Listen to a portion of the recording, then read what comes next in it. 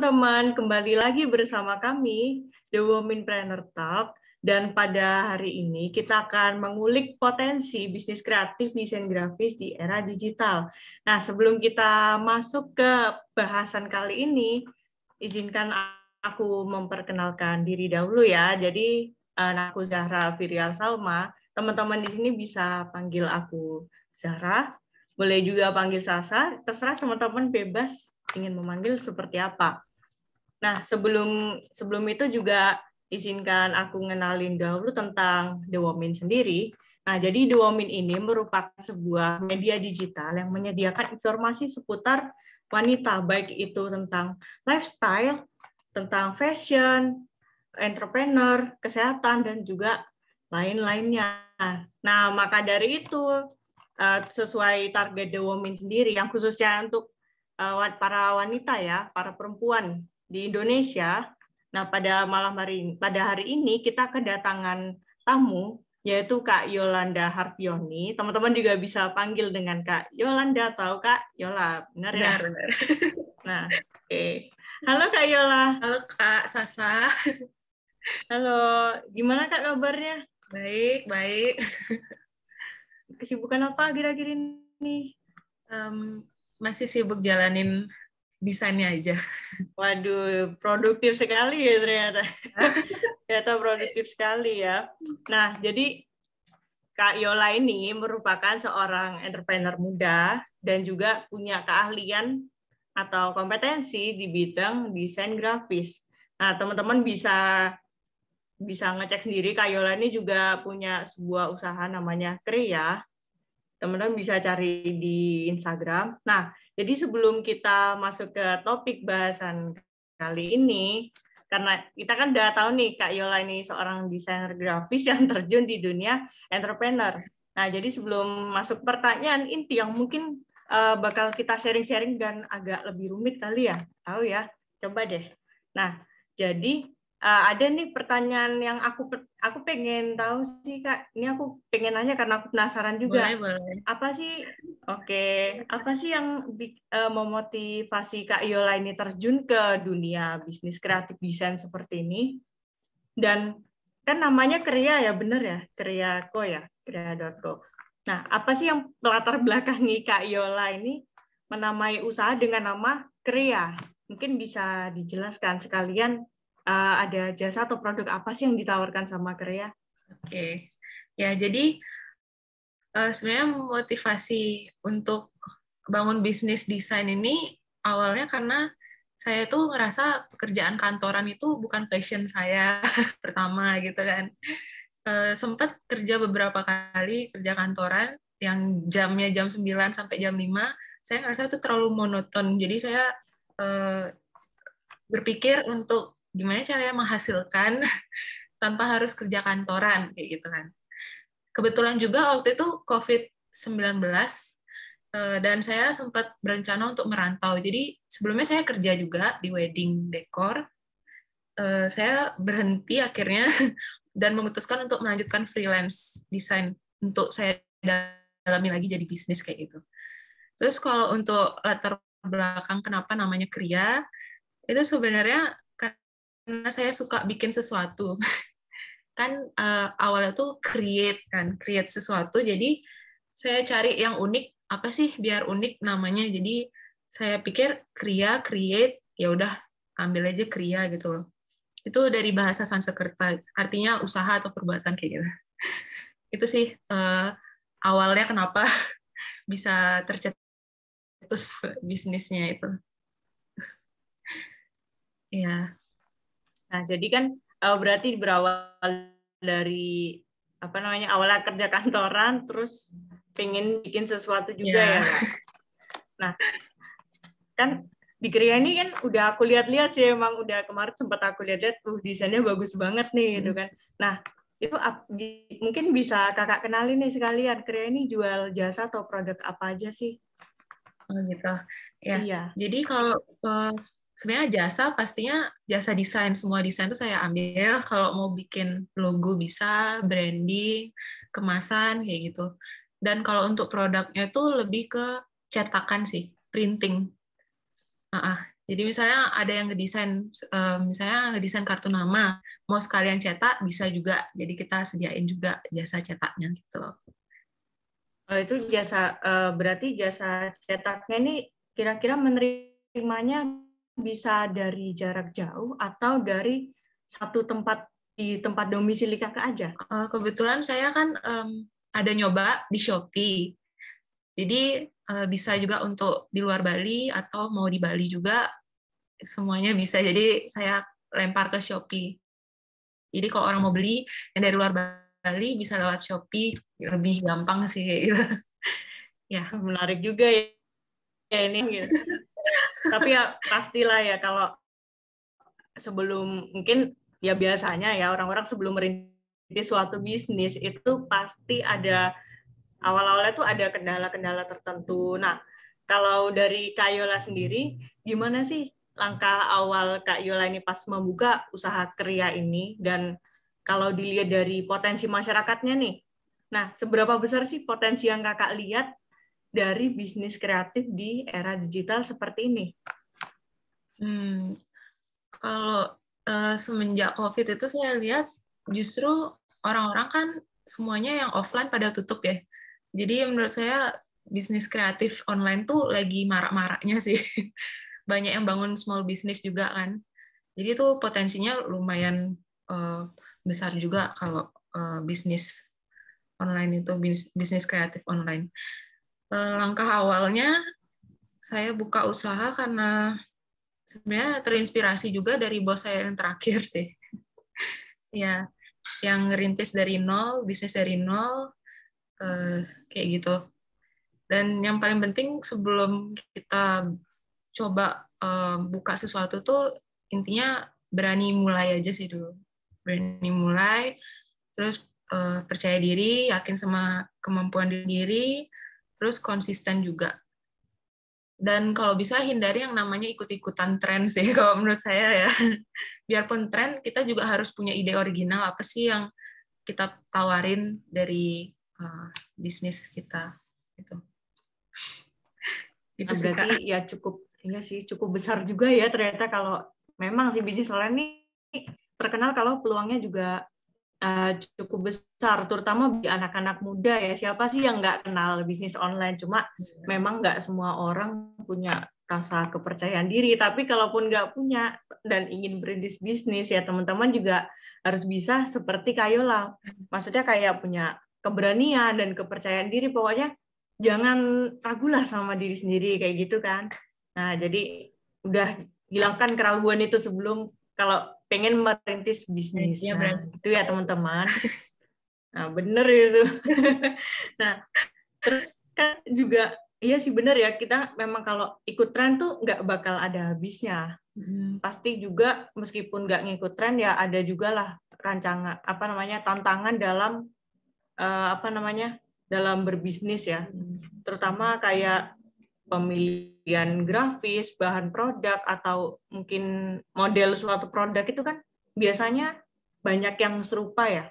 Nah, kalau menurut Kak Yola sendiri, dari segi rancangan desain produk, tantangan apa sih yang jadi kendala buat Kak Yola? Selama ngedesain itu ya, tantangannya tuh lebih ke kesusahan ini sih, nentuin target pasar kan. Pertama-tama kita harus tahu kita nih buka bisnis, targetnya siapa aja gitu kan. Terus lebih ke menyesuaikan customer sih. Kalau untuk printingnya sendiri lebih ke untuk pilih bahannya, pilih yang bisa perusahaan yang bisa diajak kerjasama kayak gitu. Itu challenge-nya sih selama saya jalanin desain itu. Pernah nggak sih Kak waktu Kak Yolani ngerjain suatu desain itu ada yang ngejiplak kayak gitu? Oh, pernah. Pernah, sering banget ya? Sekali sih kejadiannya. Itu nggak enak juga sama klien kan. Dikiranya kita nggak kreatif, dikiranya kita ngambil dari yang udah ada. Tapi sebenarnya itu kita udah buat duluan. Kemudian saya kan waktu itu desain untuk restoran ya. Kemudian ternyata ada di tempat lain dia copy paste stylenya, warnanya semuanya sama. Jadi saya lebih ke nggak enak ke klien aja sih. Tapi itu emang nggak bisa dihindari menurut saya. Jadi ya kembali lagi, ya yang penting kita harus bisa melayani customer dengan sebaik-baiknya aja sih untuk hal yang kayak gitu. Yang penting yakin ya kalau ini Ya, desain original dari kita sendiri gitu. ya, Kalau ragu malah makin customer malah makin kayak mikir gini nggak sih Kak? Apa sih ini kok ngejiplak gitu. Tapi kalau kita yakin customer-nya percaya juga sama kita. Ya. ya, Nah, jadi kan berarti tadi untuk nyelesain tantangannya cuma yang penting yakin aja gitu ya. ya berusaha untuk ya emang kita ya kan nggak jiplak, kalau emang dijiplak ya udahlah gitu, anggap aja itu kayak pujian lah gitu ya. Kalau misalnya kalian punya karya terus dijiplak, berarti orang itu melihatnya oh ya karyanya cukup bagus gitu kan, ambil sisi positifnya aja udah. Iya, harus Biarpun pikir positif agak ya. nggak enak juga. Benar. Kalau kendala lain atau tantangan dalam menjalankan bisnis ini ada nggak Kak? Selain yang tadi itu yang jiplakan? Ya, kalau bisnis lebih ke mungkin modal sih ya. Ya, kendala mungkin di modal, resource-nya juga. Kayak tadi cari bahan-bahan yang bagus, tapi juga dengan harga yang terjangkau, kayak gitu sih. Challenge-nya.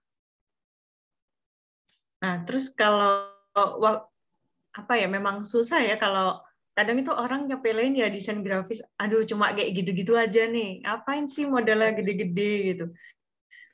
Ternyata ya kalau dari cerita kakak ini kayaknya modalnya cukup modal awalnya ya cukup besar juga.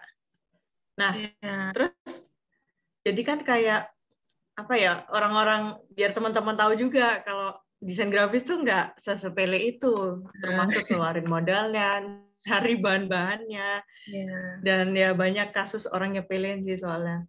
Nah, apalagi ini kan kendala lainnya pasti ya, atau mungkin di bidang marketing dan branding. Nah, ada nggak kesulitan dari Kak Yola sendiri waktu apa namanya untuk memasarkan sekaligus nge-branding produk ke masyarakat biar orang-orang tahu. Kira-kira tipsnya gimana sih Kak buat mengatasi masalah branding dan marketing? Kalau branding tuh yang susah sih gimana caranya biar konsisten ya, supaya brand kita tuh sekali orang lihat, oh ini loh si Kria, atau oh ini si A gitu kan. Itu kesusahan untuk brandingnya. Terus kalau untuk marketing kembali lagi ke modal ya, karena kan marketing juga kita harus endorse kayak gitu kan. Tips-tipsnya mungkin gimana caranya marketingin bisnis kecil tuh, kita bisa cari influencer, kita bisa endorse ke influencer.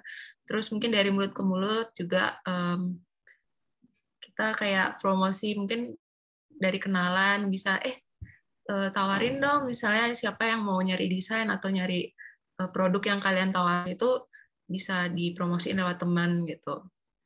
Ya. Nah, jadi iya, nah, bener kan kalau marketing ini memang nggak semua orang bisa ngelakuin ya, termasuk aku sendiri sih, jujur aja. Aku karena apa ya, aku tuh nggak pandai bawahnya buat menjalankan suatu marketing. Nah, Ya, karena kalau harus menurut kakak konsisten nih, sih. Ya. iya harus konsisten, bener tuh. Nah, kalau menurut kakak nih gimana nih buat apa ya solusi buat teman-teman yang kurang ya dalam hal marketing, kayak mungkin nggak bisa ngomongnya, terus apa ya namanya kesusahan buat nyari apa namanya pelanggan melalui platform kayak sosial medianya sendiri, misalnya kayak aku nih ada promosi suatu produk make up ke teman-teman. Nah, teman-temanku ini nggak minta apa ya, bukannya mau membantu untuk memasarkan, malah bantu untuk bukan membantu, malah malah minta gratis. Nah, kira-kira menurut kakak gimana sih caranya biar marketing itu kayak sukses, terus terutama buat orang-orang yang nggak bisa caranya? Kalau kayak gitu ya kita harus pinter-pinter aja sih nentuin harga produk kita supaya orang tuh sesuai lah sama targetnya lagi kan dari awal kita harus tahu targetnya, misalnya kita jualan, kalau saya jualan desain, saya targetnya UKM kayak gitu kan. Jadi saya cari aja misalnya teman-teman saya yang seumuran, mungkin ada yang mau buka bisnis kayak gitu, saya tawarin lah, mau nggak saya branding ini, saya bikinin deh logonya, bayar sekian deh dulu untuk di awal, nggak apa-apa kan, karena kita baru mulai itu nggak bisa patok harga tinggi juga kan ya, apalagi sama teman, jadi ya kita berusaha aja kayak gitu untuk marketing. Terus mungkin nanti kita minta tolong dong promosiin lewat story Instagram atau apa, jadi orang lain tuh bisa tahu kayak gitu. Oke, baik. Nah, itu kan kalau marketing memang ada lah ya kendala tersendiri, khususnya di apa ya, soal tawar menawar. Pernah nggak ada yang nawar desainnya kakak itu? Kan karena lihat-lihat tuh nggak semua orang tahu tentang desain grafis itu harganya yang sesuai tuh seperti apa. Pernah nggak kakak ditawar secara nggak wajar? Misal harusnya 3 juta nih, tawarnya jadi 50.000 gitu. Pernah nggak kak? Pernah sih, pernah. Tapi kembali lagi kalian berapa value kalian ke diri sendiri gitu loh. Mau nggak sih kalian nawarin jasa kalian dengan seharga itu, kan nggak bisa ya. Jadi mungkin kita jelasin lagi ke klien itu, dan kita kasih perbandingan juga loh, kalau di tempat lain tuh segini loh harganya kayak gitu. Itu mau nggak mau kita harus pinter-pinter aja kita mengarahkan klien, menjelaskan sih, lebih ke menjelaskannya kayak gitu. Oke, baik. Nah, memang ada ini ya teman-teman, jadi meskipun apapun kendalanya, pokoknya percaya dirilah, percaya pada kemampuan kalian sendiri. Ya. Gimana sih apa value produk kalian seperti apa, itu jelaskan ke orang-orang biar mereka tahu kalau kualitas produk kalian itu emang ya berkualitas, nggak ecek-ecek, dan pasti punya perbedaan dari yang lainnya kayak gitu. Ya. Nah, kira-kira nih apa namanya? Kalau dari Kak Yola sendiri kan tadi ada ya cara pemasaran yang mulut ke mulut. Nah, kalau dari platform lain kayak Instagram mungkin ya, platform apa sih yang kakak gunakan untuk memasarkan produk dari Kria selain Instagram mungkin ya? Kalau saya sejauh ini masih pakai yang paling utama emang di Instagram. Itu kan emang harus connect ke Facebook ya. Jadi saya juga kadang promosi, misalnya saya gabung komunitas apa kayak gitu, saya bisa promosiin lah tentang bisnis saya kayak gitu. Terus mungkin pakai WA juga bisa kan, broadcast atau yang model-model kayak gitulah. Nah, platformnya lebih ke Instagram, Facebook, WhatsApp, seperti itu sih Kak. Oke, baik. Jadi Basic ya. pas nggak apa-apa sih, pas waktu awal-awal kakak kan promosi ini ya, memasarkan produk pas awal-awal kan ya memang kita itu harus konsisten ya kalau sebagai pelaku bisnis untuk mempromosikan produk kita biar lebih dikenal oleh orang banyak. Nah, dari apa ya? Dari waktu kita memasarkan pas awal-awal, dari kakak pas awal memasarkan, pernah nggak ada orang-orang yang ngeremehin kayak gitu? Kayak misalnya apa sih kok spam terus tiap hari atau gimana kayak gitu? Sejauh ini nggak sih, nggak ada sih yang sampai ngeremehin kayak gitu. Karena kita bikin jadwal aja, misalnya kalau upload story di Instagram 3 hari sekali supaya nggak spam. Yang penting konsisten kan, tadi itu konsisten. Atau mungkin seminggu sekali juga nggak apa-apa. Terus untuk story-story WA atau broadcast mungkin ya sebulan sekali, atau pas ada kayak hari raya apa, bisa juga supaya kita lebih dekat ke klien kan, kita kayak mereminder supaya orang tuh aware loh, kita ini sebenarnya masih jalan kok bisnisnya kayak gitu. Jadi nggak pasif-pasif banget ya. Tapi jangan terlalu sering juga tiap hari kan, jadi di schedule aja supaya lebih lebih rapi aja. Gitu. Jadi itu ya teman-teman. Jadi kalau mau memasarkan produk, memang kita harus konsisten ya, benar kita konsisten, tapi bukan berarti kayak setiap jam ngupload ya, paling nggak harus di schedule biar mungkin takutnya itu postingan malah mengganggu Ya. teman-teman kita yang lain. Entah kita yang di-mute atau diblokir ya mungkin parah-parahnya. Nah, dan juga pokoknya kita harus kelihatan. Ini loh, usaha kita tuh masih ada kayak gitu. Nah, apa namanya? Ya mungkin ini kedengarannya agak susah ya, tapi kalau misalnya kalian konsisten dengan cara terjadwal, pasti orang-orang juga bisa aware sama produk kalian dan malah penasaran. Wah, ini kayaknya menarik juga sih gitu. Karena nggak nyepam gitu. Ya. Soalnya kalau nyepam malah bikin orang enak juga Iya, kadang-kadang. betul. Nah, jadi ya teman-teman, digitalisasi ini memang benar nggak bisa kita hindari, nggak bisa kalau kita tuh nolak juga nggak bisa, karena mau nggak mau kita juga harus bisa beradaptasi dengan era seperti ini. Nah kalau kita ketinggalan zaman, orang-orang pasti ngatain kita kudet. Nah itu makanya brand awareness ini juga sangat penting untuk ditingkatkan. Apalagi kan kalau era digital kayak gini tuh malah semakin mudah gitu Ya, untuk sebenarnya. meningkatkan brand awareness ini.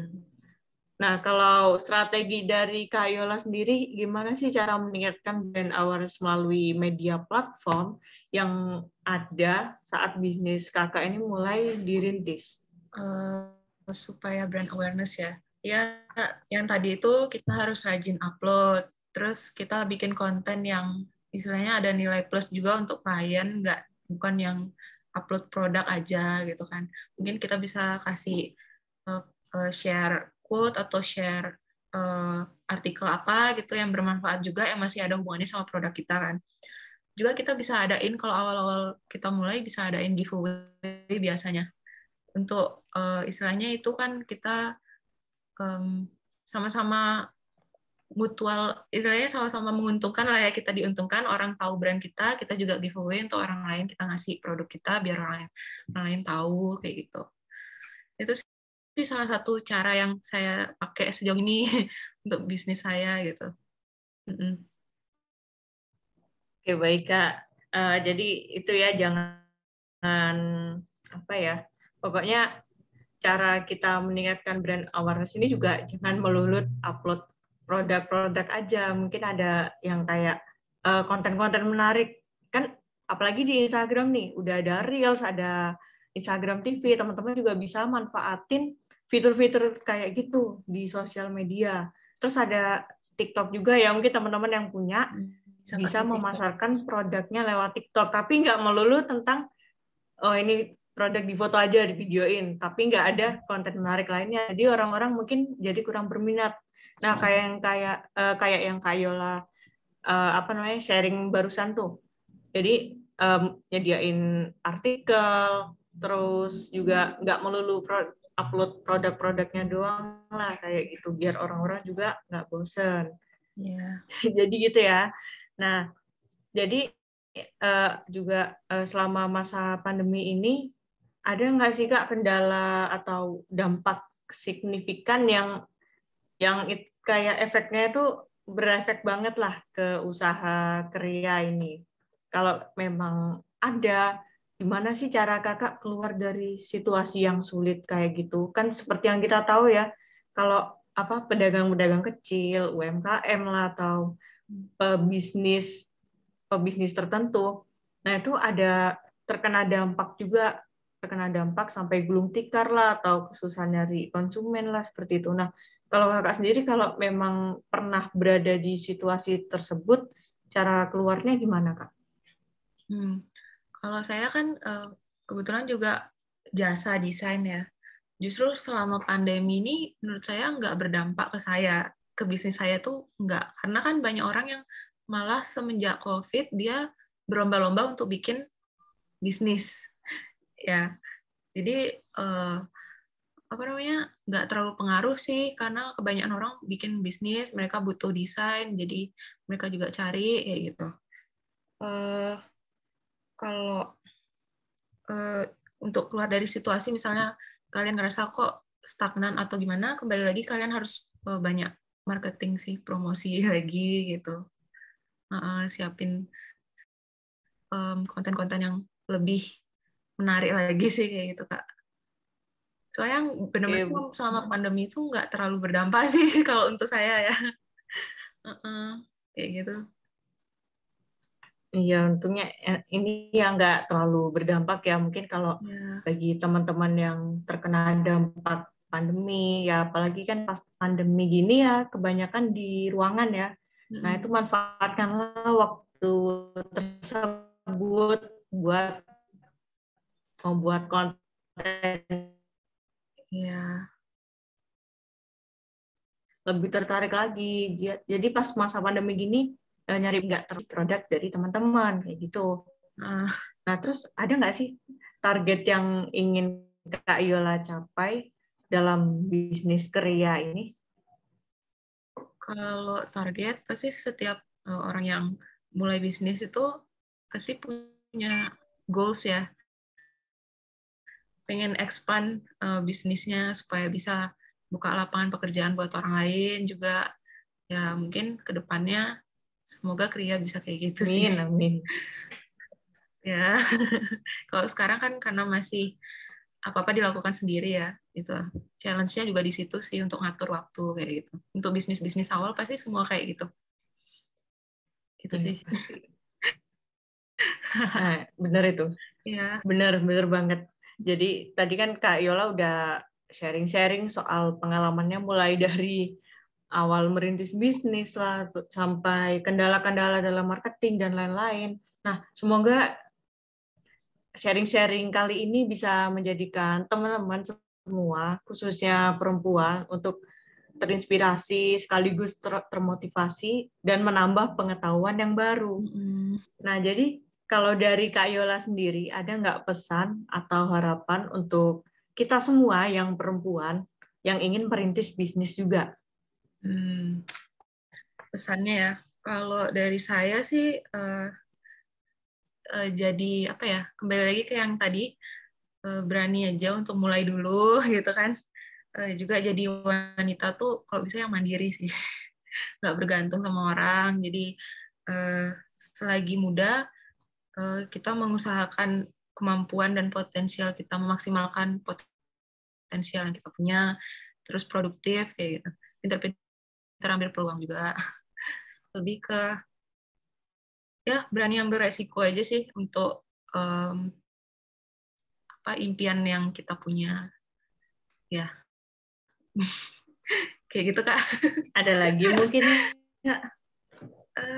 Itu aja sih menurut saya sejauh ini, itu aja sih mungkin pesannya. Oke, baik. Jadi kan tadi udah disampaikan tuh kesan-pesan ya, pesan-pesan buat para perempuan di Indonesia yang mau memulai bisnis. Yang penting pokoknya harus konsisten, pokoknya percaya diri, dan ingatkan pada diri sendiri kalau wanita itu memang harus mandiri ya, dan nggak bergantung kepada orang lain. Terutama ketika orang itu sudah berkeluarga, kan nggak melulu keluarga itu bahagia, tapi semoga teman-teman juga yang berkeluarga juga tetap bahagia ya. Jadi biar kalian punya pegangan sendiri, pegangan uang sendiri, dan nggak terlalu bergantung kayak terlalu mengandalkan pendapatan atau nafkah dari pasangan seperti itu. Nah, jadi kan Kak Yola ini punya bisnis namanya Kria ya.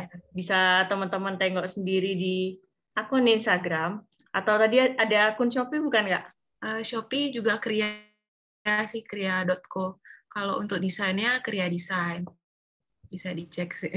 Itu teman-teman bisa langsung cek sendiri ya di Instagram gitu. Dan dijamin nggak bakal nyesel sih kalau udah ngecek, soalnya memang desain-desainnya tuh menarik banget. Apalagi menurutku aku yang nggak terlalu ngerti desain aja udah mengerti kalau ini menarik banget nih gitu. Teman-teman pokoknya cek sendiri deh, cek sendiri, asli bagus banget ya. Nah, jadi itu ya tadi ya sharing-sharing bersama Kak Yola. Nah, jadi kalau teman yang mau memulai bisnis kreatif, terutama jangan ragu untuk mencoba. Pokoknya beraniin diri aja, percaya diri, konsisten, dan percaya kalau kalian itu bisa ngelakuin merintis bisnis dengan lebih baik dan sampai sukses karena 3 hal itu, percaya diri, konsisten, dan yakin sama kemampuan diri sendiri. Nah, kalian juga nggak apa-apa kok kalau misalnya mau ikut tren, tapi ya pastikan kalau kalian ikut tren, lonjolkan juga ciri khas dari produk, biar orang-orang itu tahu kalau produk kalian beda dari produk di kompetitor lain, seperti itu ya. Nah, terus jangan lupa juga untuk menentukan target pasar. Nentuin target pasar ini juga nanti berkaitan sama harga jual yang kalian patok, biar nggak orang-orang itu bilang terlalu mahal atau terlalu murah atau terlalu nggak berkualitas. Seperti itu. Yang penting kalian harus bisa tentuin produk target pasar sendiri. Dan jangan lupa, apalagi kan ini era digital ya, teman-teman bisa manfaatin juga segala platform yang ada, khususnya sosial media. Soalnya di sosial media itu teman-teman bakal bisa nge-branding dan ngelakuin marketing secara lebih efektif dan juga efisien ya, seperti itu. Dan jangan lupa juga buat teman-teman perempuan ini, jangan lupa jadi wanita yang mandiri. Karena perempuan tuh memang harus mandiri biar nggak terlalu manja atau terlalu tergantung kepada orang lain. Nah, dampaknya tergantung pada orang lain nanti malah bikin kita sendiri sebagai wanita tuh malah kurang percaya diri dan kayak mungkin takut untuk memulai sesuatu gitu. Takut untuk menghadapi suatu tantangan atau mudah merasa nggak siap dan bisa jadi insecure sih terhadap hal-hal yang seharusnya nggak kita terlalu pikirkan. Itu ya teman-teman. Muda kan ya Kak ya, selagi muda maksimalin aja waktu dan potensial kalian gitu loh, produktif aja. Iya benar. Iya. Benar banget. Ya, selagi muda memang harus produktif. Ya kalau memang kalian nggak produktif, jadikan sharing-sharing bareng Kak Yola ini jadi motivasi dan inspirasi biar kalian produktif, bisa mandiri dan nggak tergantung sama orang lain di usia muda, alias jadi entrepreneur. Iya. Nah, jadi gitu ya. Iya. Nah, baiklah, terima kasih banyak Kak Yola atas waktunya. Makasih banget sharing-sharingnya ya. Ya, makasih juga buat The Women ya udah dikasih kesempatan untuk ini sharing-sharing ya. Ya, semoga sharing-sharing kali ini juga bermanfaat bagi teman-teman semuanya dan bisa jadi inspirasi sekaligus motivasi teman-teman buat menjalankan bisnis dan harus berani. Gitu ya. Terima kasih Kak. Terima kasih.